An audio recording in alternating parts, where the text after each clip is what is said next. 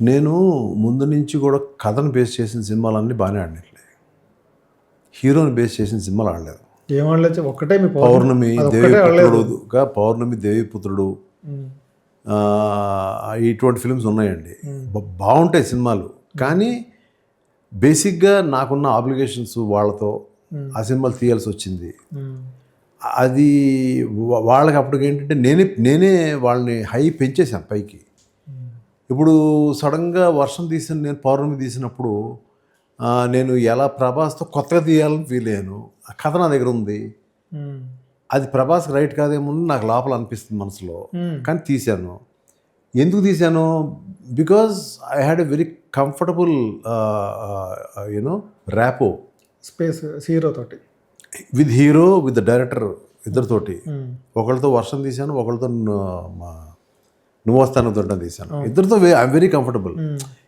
దీన్ని ఇద్దరిని కలుపుదాము. అప్పుడు ఆ టైం కూడా ప్రభాస్కి కూడా ఈ కైండ్ ఆఫ్ కథ డిఫరెంట్ అవుతుంది అనుకున్నా. కానీ తిప్పికొట్టారు జనం. నువ్వేంట్రా డిఫరెంట్గా తీసేది, ఛత్రపతి ఎవరా, వర్షం ఎవరా, అలాంటి సినిమా ఒకటి ఎవరా, మాడు పగిలిపోయిందా. సార్ మొన్న ప్రభాస్ రాజాసాబ్ తర్వాతగా ఈ సినిమా ఆడకపోయినా మారుతికి ఇంకో సినిమా ఇస్తానని తను అన్నాడు స్టేజ్ మీద అన్నాడు, ఇది మొత్తం జరిగింది. అట్లా మీకు పౌర్ణమి తర్వాత వెంటనే ఇంకో సినిమా చేయాలి అనేది అసలు జరగలేదా? నేను అలా ఉండదండి. నాకు దేవిపుత్రుడు సినిమా తీశాను కదా, దేవిపుత్రుడు సినిమా తీసిన తర్వాత శత్రు బాగాడింది. నా దృష్టిలో దేవిపుత్రుడు బయట వాళ్ళకి హిట్టే. ఫస్ట్ శత్రువు తీసి పెద్ద హిట్ అయింది. అవును. తర్వాత ఎప్పుడో ఒక స్టేజ్లో దేవిపుత్రుడు మళ్ళీ రిపీట్ చేశాను. అవును. చేసినప్పుడు నాకు కథగా ఎక్కడో ఒక చిన్న తేడా ఉంది ఎండింగ్లో. ఆ తేడాతోటే రిలీజ్ చేశాను సినిమాని. కానీ బయట కలెక్షన్ చేసింది. నేను అనుకున్నట్టు ఆడలేదు. నేను అనుకున్నట్టు ఆడకపోతే నా దృష్టిలో అది ఆడలేదని ఉద్దేశం. అంతే, అంతే. సో బట్ తర్వాత నేను వెంకటేష్ బాబుతోటి అప్పటి నుంచి ఇప్పటి వరకు సినిమా చేయలే.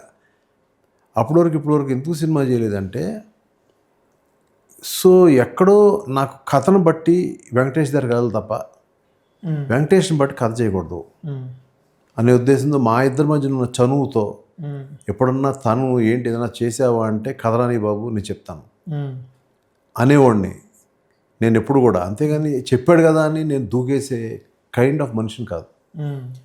అలాగే ఎన్నిసార్లు ప్రభాస్ అడుగుంటాడు, ఎన్నిసార్లు మహేష్ అడుగుంటాడు, నా దగ్గర లేదు కథ. But I choose for dirty hero, I choose for అగదా, I choose for some other film. Sir కథ లేదు అంటే ఇప్పుడు వర్షం కథ మీరు రాసిందేం కాదు, ఒక్కడు కథ మీరు రాసిందేం కాదు, అది డైరెక్టర్ పట్టుకొచ్చిన ఒక ఐడియా థాట్ డెవలప్ చేశారు. డైరెక్టర్ పట్టుకొచ్చిన ఐడియా కంటే బేసిక్గా ఆ కథ ఫైనల్ అయిన తర్వాత హీరోని అనుకున్నదే.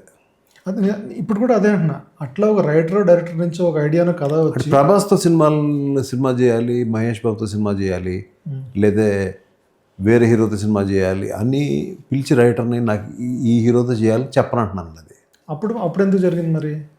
అప్పుడు స్టోరీ ఫైనలైజ్ అయిన తర్వాత హీరోని ఫైనల్ చేశాను.